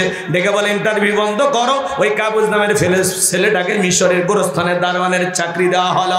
এইবার চাকরি পাওয়ার পরে প্রতি মাসে বেতন পায়, আর মনে মনে চিন্তা করে, এই টাকা দিয়ে তো আমার চলবে না, আমার সাইড ইনকাম করা দরকার। এইবার লাশ দ্বারা দাফন করতে আসে, ওদেরকে ডেকে বলে, শোনো, লাশ প্রতি আমার একটা করে দিরহাম দিবা, না হলে আমি লাশ দাফন করতে দেব না। জনগণ চিন্তায় পড়ে গেল, একটা দিরহামের জন্য বাদশার দরবারে বিচার নিয়ে যাব, লাশ পয়সা গুলে শেষ হয়ে যাবে, অতএব একটা টাকা যদি পাই ছেলেটাই পাক। এই কথা ভেবে জনগণ একটা করে দিরহাম ঘুষ দেওয়া শুরু করলো। 1 টাকা হইলেও ওই বাংলাদেশে কিন্তু কোনো ঘুষ নাই। আছে, জোরে কম আছে। শোনো, এই দেশটার গল্প করি, দেশটা মনে হয় স্বপ্নপুরী, সুদখোর, ঘুষখোর, মদখোর, জুয়াখোর, হে তাই আসে ভুরি ভুরি, হে তাই আসে ভুরি ভুরি। এ দেশে অসৎ কামাই কেউ করে না, তবে ঘুষের টাকা পেলে কেউ তো ছাড়ে না। টেবিলের নিচে দিয়ে হাত বাড়িয়ে কালো টাকাটা নাই সারিয়ে, করছে ওরা বড় দেশের চুরি, করছে ওরা বড় দেশের চুরি। শোনো, এই দেশটার গল্প করি, আছে না নাই? একটা চাকরির জন্য 10 লাখ 15 লাখ 20 লাখ টাকা ঘুষ উপরালাক দেওয়া লাগে। উপরালা বলতে কি ফেরেশতা এসে নিয়ে যা? এদেশের চেয়ার টেবিল পর্যন্ত ঘুষ খায়। কথা বলে ঠিক কিনা? হ্যাঁ, রাগ করবেন না বাজান, সামনের দিকে যায়। এইবার জনগণ একটা করে দিরহাম ঘুষ দেওয়া শুরু করলো। আল্লাহর খেলা বোঝা বড় দায়। ওই জামান আল্লাহ একটা মহামারী দিলেন, নাম হলো ডায়রিয়া, কলেরা। 2020 সালের মার্চ মাসে আল্লাহ পুরো পৃথিবীবাসীকে একটা মহামারী দিয়েছিলেন, নাম হলো করোনা। কি না? ধরো না, শুয়ো না, নাম হলো করোনা। স্বামীর করোনা হয়েছে, স্ত্রী কাছে যায় নাই। বাবার করোনা হয়েছে, সন্তান কাছে যায় না। বাবা হাসপাতালে করোনা রোগীতে আক্রান্ত হয়ে মারা গেছে, বাবার লাশটাও দেখতে যায়নি। বাবার সম্পত্তি ভালো লাগে, বাবার টাকা ভালো লাগে, কিন্তু মৃত বাবার কবরে এক মুঠো মাটিও দেয়নি। মায়ের করোনা ধরা পড়েছে, জঙ্গলে ফেলে আসছে। কথা কর। বোনের করোনা হয়েছে, আর এক বোন দেখতে যায়নি। ভাইয়ের করোনা হয়েছে, আর এক ভাই দেখতে যায়নি। এরকম হয়েছে কিনা বলেন? বন্ধুর করোনা হয়েছে, আর একটা বন্ধু দেখতে যায়নি। স্বামীর করোনা হয়েছে, স্বামী আলাদা রুমে, বউ আলাদা রুমে। ভাঙ্গা একটা প্লেটে কিছু খাবার সাজাইয়া, বাঁশ একটা লম্বা একটা লাঠি দিয়া আস্তে করে স্বামীর ঘরে ঠেলে খাবার ঢুকে দিয়েছে। স্বামী আর সুস্থ হওয়ার পরে স্বামীর কাছে যায় বউ তখন বলতেছে জোসনার বাপ আমি যে তোমারে কত ভালোবাসি তুমি জানো না। আসল দিয়ে মুখটা মুছে দেয়ার বলে শোনো তাহাজ্জুদ পড়ে পড়ে দোয়া করেছে আল্লাহ আমার স্বামীর হায়াত তুমি বাড়ায়া দাও। স্বামী তখন মনে মনে বলে বউরে আমারে যে কত ভালোবাসিস আমার জানা হয়ে গেছে। আমি যখন রুগী ছিলাম মাঝে মাঝে মনে হয়তো এই বুঝি জানালা খুলে দুইটা মিষ্টি কথা বলবি, এই বুঝি দরজা খুলে আমার সাথে এক নজর দেখা করবি, কিন্তু না রে বিবি না, আমার সাথে দেখা করলি না। মোবাইলে তোর ছবি ছিল সেগুলো দেখেছি আর চোখের পানি ছেড়ে দিয়ে কান্না করেছি। আমারে যে তুমি কত ভালোবাসো তার প্রমাণ আমি পাইছি। আমি যখন করোনা রুগী ছিলাম তখন আমারে তুমি বাস দিয়া খাওয়াইছো। কথা বোঝেন নাই? এই করোনা মহামারী ছোটখাটো মিনি কিয়ামতের মতো ঘটে গেছে। এই করোনা মহামারী বুঝে দিয়েছে দুনিয়াতে কেউ কারো আপন না।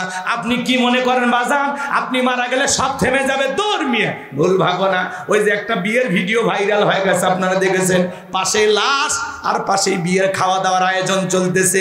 আপনার লাশ রেখে মানুষ সেদিনও ভাত খাবে, আপনার লাশ রেখেও গরু জবাই করে রান্না হবে। আপনি কি মনে করেন আপনার জন্য দুনিয়াতে কোনো কিছু থেমে থাকবে না? এ স্বার্থপর দুনিয়াতে কেউ কারো আপন না। আপনি খামাকাই বউ বাচ্চার টেনশনে অনেক কিছু করতেছেন, দর্মিয়া মরে গেলে সব আপন গতিতে চলবে। কথাকে বোঝেন? এই জন্য বাজান বউ বাচ্চা সংসার দুনিয়া প্রাধান্য দিতে গিয়া আমরা আল্লাহকে ভুলে গেছি। এজন্য আসুন আমরা আখিরাতকে টার্গেট করি, দুনিয়াকে ফেলাইয়া দেই। যতটুকু না হলেই নয় ততটুকু নিয়ে চলার চেষ্টা করি। রাগ করেন আপনারা? মন খারাপ। সৎ যোগ্য সমাজের নির্ভীক আমানতদার আল্লাহওয়ালা নেককার যারা মসজিদের ইমাম তারাই হবে সমাজের ইমাম। কথা বলে ঠিক না আপনারা? এজন্য আমাদেরকে পরিবর্তন হওয়া লাগবে, সিদ্ধান্ত নেওয়া লাগবে নতুন করে। যাত্রার কথাই ভোলা যাবে না। এক পাগল তেঁতুল গাছে হাত তুলে বলে আল্লাহ এই তেঁতুল গাছে রাজশাহীর ফজলি আম দে, রংপুরের হাড়িভাঙ্গা দে, চাপাই নবাবগঞ্জের কাটিমন দে, নওগাঁ পাহাড়ের আমরুপালি দে। আল্লাহ বলে পাগল রে চোখটা খুইলা দেখ কোন গাছের নিচে দুয়া ধরেছিস। তেঁতুল গাছের নিচে দাঁড়ায়া আম চাইলে কিয়ামত পর্যন্ত যেমন পাওয়া যাবে না, নির্বাচনের আগে 500 টাকা 1000 টাকা চা বিড়ি খায়া ভোটটা বিক্রি কইরা পবিত্র আমানত বিক্রি কইরা উমরের মতো নেতা চাইলে দেশে পাওয়া যাবে না। আপনি যখন বলেন আল্লাহ এ দেশের নেতাদেরকে উমরের মতো বানায় দাও, আল্লাহ তখন বলে এই উমরের দেশে থাকার মতো জনগণ হতে পেরেছিস?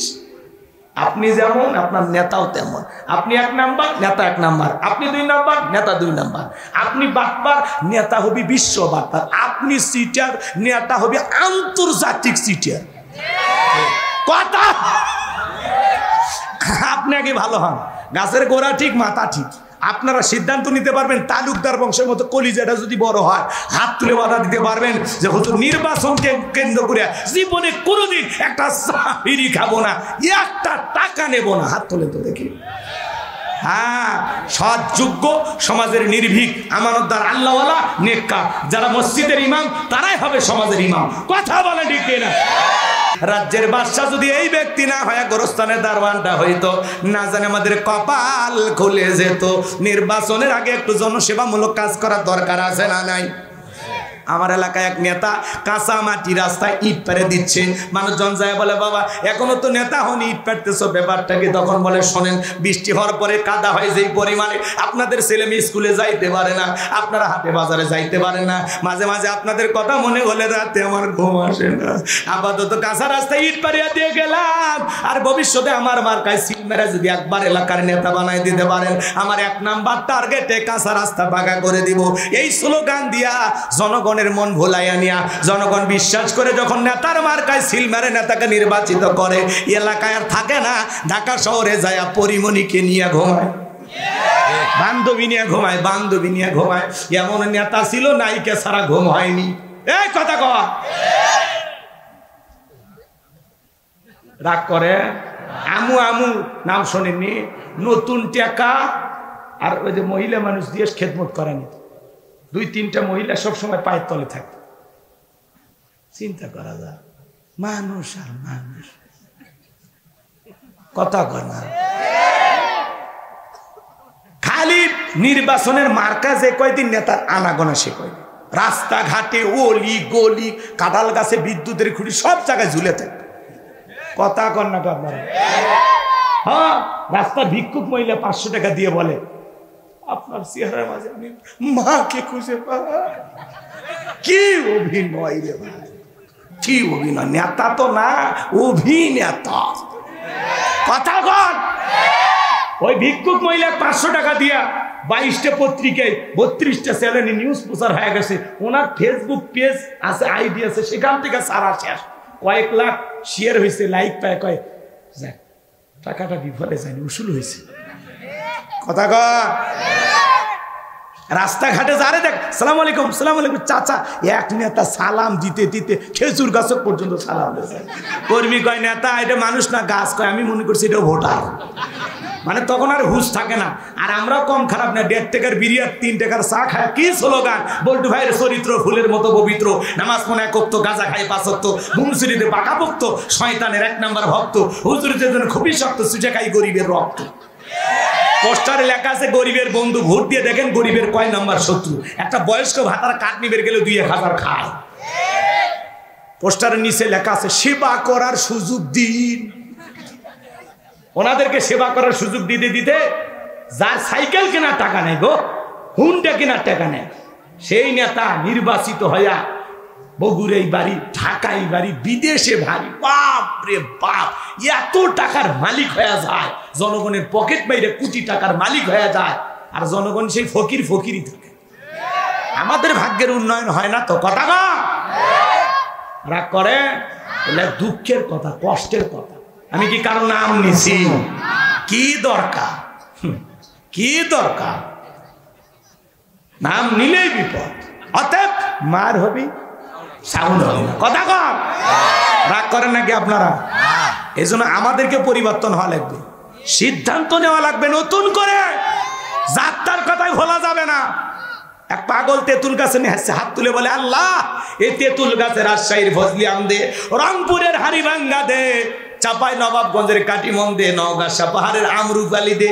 আল্লাহ বলে, পাগল রে, চোখটা খুইলা দেখ কোন গাছের নিচে দুয়া ধরেছিস। তেঁতুল গাছের নিচে দাঁড়ায়া আম চাইলে কিয়ামত পর্যন্ত যেমন পাওয়া যাবে না।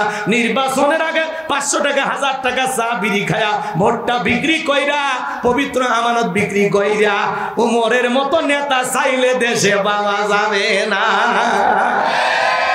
আপনি যখন বলেন আল্লাহ এ দেশের নেতাদেরকে উমরের মতো বানায় দাও, আল্লাহ তখন বলে, এই উমরের দেশে থাকার মতো জনগণ হতে পেরেছিস? আপনি যেমন আপনার নেতাও তেমন। আপনি 1 নাম্বার, নেতা 1 নাম্বার। আপনি 2 নাম্বার, নেতা 2 নাম্বার। আপনি বাটপার, নেতা হবি বিশ্ব বাটপার। আপনি সিটার, নেতা হবি আন্তর্জাতিক সিটার। কথা আপনি আগে ভালো হন, গাছের গোড়া ঠিক, মাথা ঠিক। আপনারা সিদ্ধান্ত নিতে পারবেন, তালুকদার বংশের মতো কলিজাটা যদি বড় হয়, হাত তুলে বাধা দিতে পারবেন যে হুজুর নির্বাচনকে কেন্দ্র করে জীবনে কোনোদিন একটা চাকরি খাবো না, 1 টাকা নেব না। হাত তুলে তো দেখি।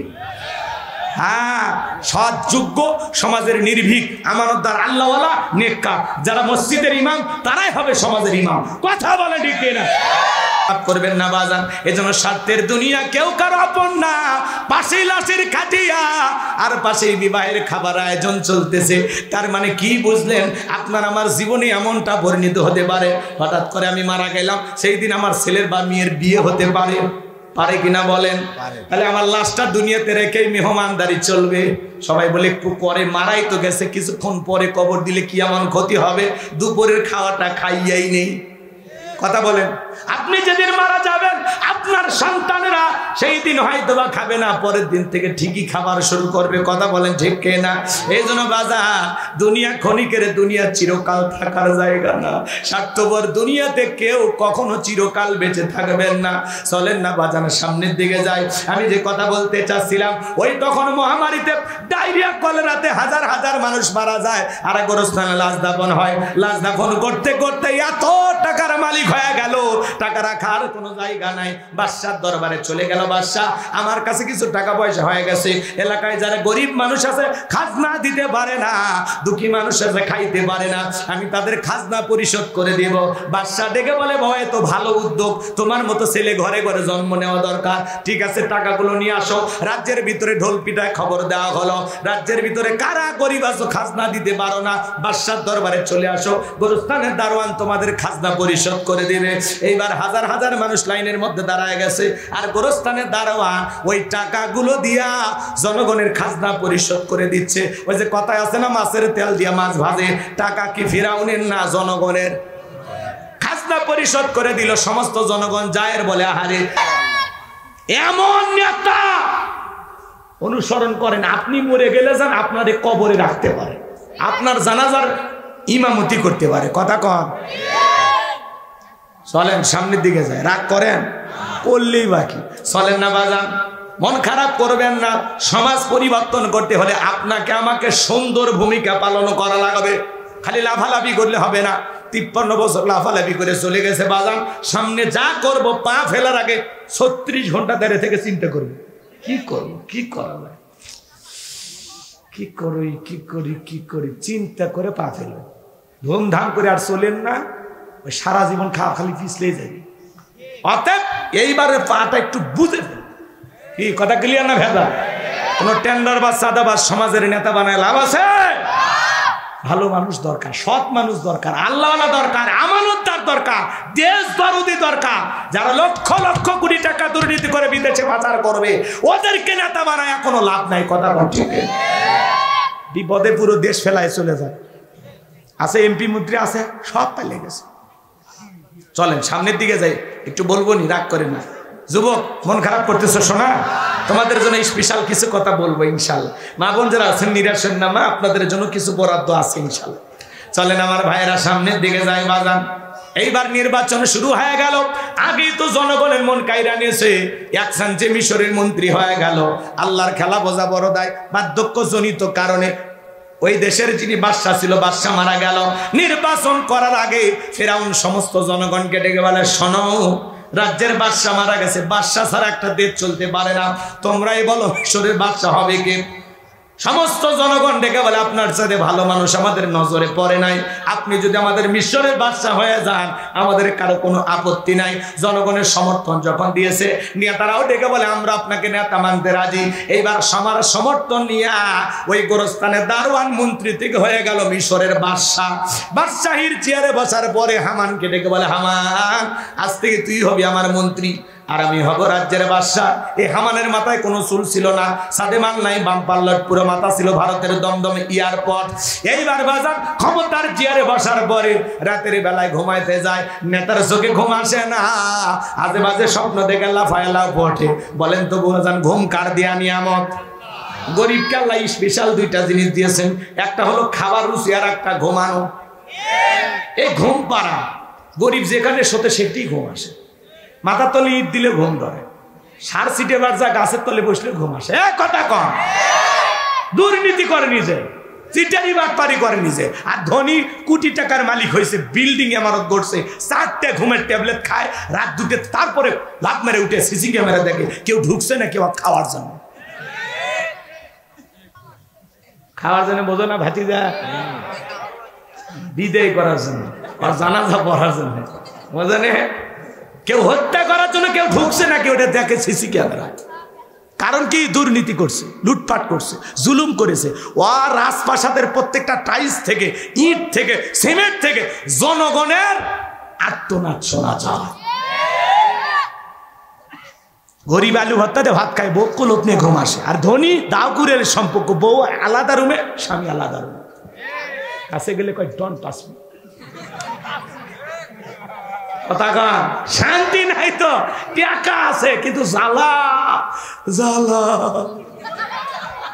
সুখ নাই। টাকা দিয়ে সুখ পাওয়া যায়, 1 লাখ টাকার খাট আছে কিন্তু ঘুম নাই, দামি চাদর আছে কিন্তু ঘুম নাই। কিন্তু গরিবের কুড়া ঘর, টিনের বেড়াওয়ালা, কি ঘুম, খালি কানটা লাগান, মনে হচ্ছে ট্রাকের ইঞ্জিন চালু আছে। ধনীর সামনে কত খাবার, আপেল, আঙ্গুর, কমলা, বেদানা, গরু, খাসি, কয় না খাওয়া যাবে না। ডাক্তার বলছে যত কম খাবেন তত বেশি বাঁচবেন, ওই ভয় খায় না। গরিব কয় বলে খাওয়া যাবি না, খালি দিয়ে দেখ, অটো মেশিন দেখছি ধান ভাঙ্গা, সব খায় ফেলে দেবো। কথা কন ঠিক কিনা? আল্লাহ কিনার টেকা দেয়নি কিন্তু খাওয়া রুচি দিয়েছে। কথা কন ঠিক কিনা? ভাই ভাই, যা খাই তাই হজম হয়, আমার ভাইয়েরা, এই জন্য বলতে চাচ্ছিলাম বাজান, নেতার চোখে ঘুম নাই।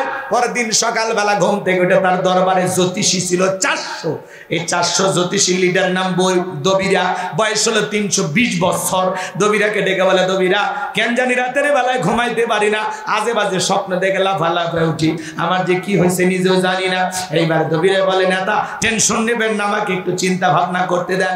এইবার ভাগ্য গবেষণা করে বলে, নেতা যদি আপনি ভবঘুরে যুবক তরমুজের খেতের লেবার, গোরস্থানে দারোয়ান, এরপরে মিশরের মন্ত্রী, বর্তমান রানিং বাদশা, আঙ্গুল ফুলা কলার গাছ, কিন্তু আপনার ভবিষ্যৎ জীবন বড় অন্ধকার। আগামী 3 মাসের মধ্যে বনি ইসরাইল সম্প্রদায়ের ভিতরে মুসা নামের একটা ছেলে জন্মগ্রহণ করবে। ওই মুসার কারণে রাজত্ব পাওয়ার ক্ষমতা থাকবে না নেতারে, এমনকি আপনার জীবন যাওয়ার সম্ভাবনাও দেখা যায়। এই কথা শোনার পরে ফিরাউনের মাথা ঠান্ডা না গরম? গরম মানে কাঠখড় ফুরায় ছিলাম কই, আসলাম কই, না জানি ভবিষ্যতে আরো কত কিছু হয়। একটা ছেলের কারণে রাজত্ব থাকবে না, এটা তো মানা যাবে না। দবিরা যদি বলতাম মুসা আসবে, খানকা বানায় বসে বসে জিকির করবে, ফিরাউন চাইলে সরকারি খরচে খানকা বানায় দিতে পারতো, কিন্তু মুসা আসবার ক্ষমতা খাইতে পারে জীবন শেষ করতে, এই জন্য টেনশনে পড়ে গেল। আজও পৃথিবীর জমিনে তাকায় দেখেন, বাংলাদেশের দিকে তাকায় দেখেন, যারা খানকায় বসে হু হু করে, জিকিরের নামে লাফালাফি করে, রং তামাশা করে, ভণ্ডামি করে, ওদেরকে টার্গেট করা হয় না। কিন্তু যারা আল্লাহর জমিনে আল্লাহর দ্বীনকে প্রতিষ্ঠিত করতে চায়, কোরআনের সমাজ ব্যবস্থা কায়েম করতে চায়, হক কথা বলে, তাদেরকে টার্গেট করে করে ভিতরে ঢোকানো হয়। সামনের দিকে যাইবা জানবো আমার। এইবার হামানকে ডেকে বলে, হামান রে, দবিরা কি বললো, মুসা নামের একটা ছেলে আসবে, তার কারণে রাজত্ব পাওয়ার ক্ষমতা থাকবে না, এটা তো মানা যায় না। হামান ডেকে বলে, নেতা টেনশন নেবার কোনো কারণ নাই, মাইট ইজ রাইট, জোরজার মূল্য তার পাওয়ার রাজত্ব ক্ষমতা আমাদের হাতে, আমরা যা বলবো মিশরের জনগণ তাই মানতে বাধ্য। বলে কি করতে চান? বলে শোনো, যত ছেলে সন্তান জন্মগ্রহণ করবে জবাই করে করে দুনিয়ার জমিন থেকে বিদায় করে দেব, তাহলে আপনার শত্রু মুসার জন্ম হবে না। এই কথা শোনার পরে ফিরাউন ডেকে বলে, হামান রে, আসলে তোর মাথায় বুদ্ধি আছে, তবে শোন, ছেলেগুলোকে জবাই করবি, মেয়েগুলোকে জবাই করবি না, কারণ ছেলেদের মধ্যে আমার শত্রু আছে, মেয়েদের মধ্যে কোনো শত্রু নাই। তার মানে চোর হলেও মানুষ ভালো, মোবাইল নিয়ে গেল আর সিম কার্ড খুলে দিয়ে গেল, কথা বলে ঠিক কিনা? এইবার সন্তান জবাই করা শুরু হয়ে গেল। মুসা মাত্র কয়জন? জোরে বলেন ভাই, ভয় পাচ্ছেন?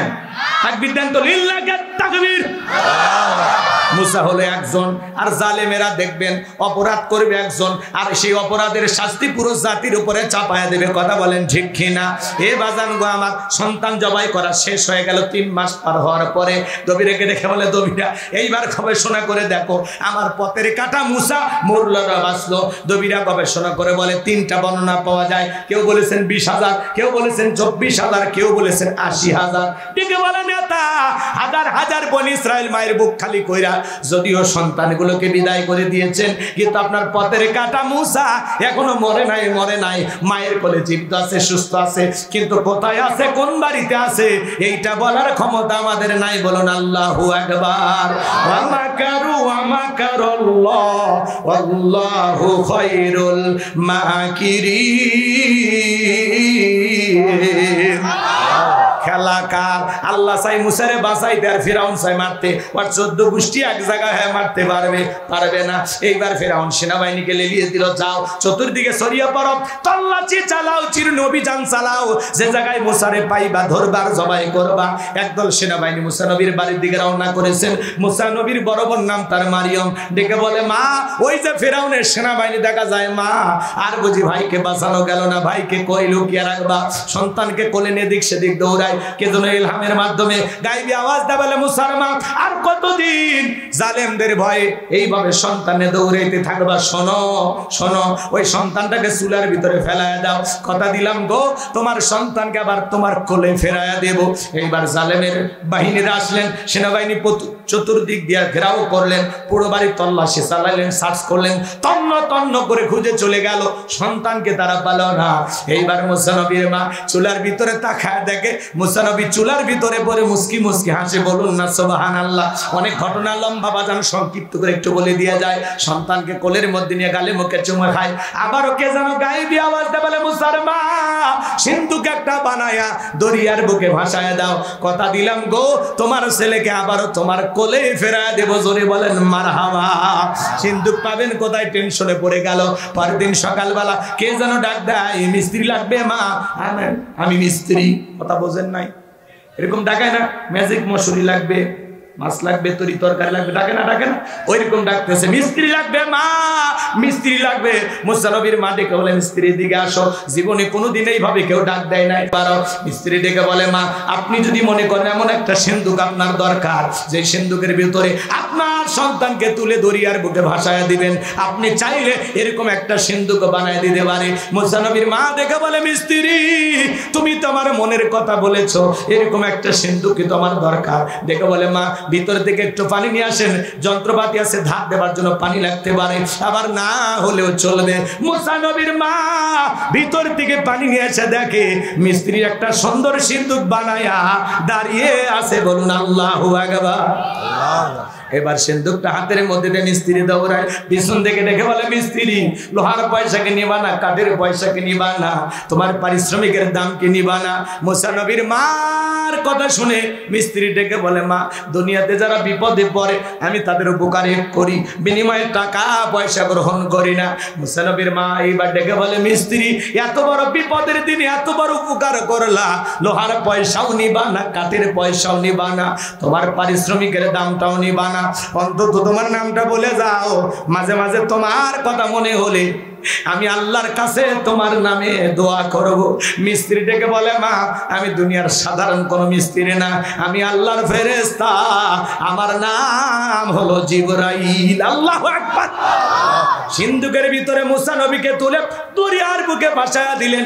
সিন্ধুক বাঁচতে বাঁচতে চলে গেল ফেরাউনের ঘাটে। ওই দিন বিকেলবেলা ফেরাউন তার প্রিয়তমা স্ত্রী আসিয়াকে নিয়ে আসতে সমুদ্রের সৈকতে হাওয়া খাইতে।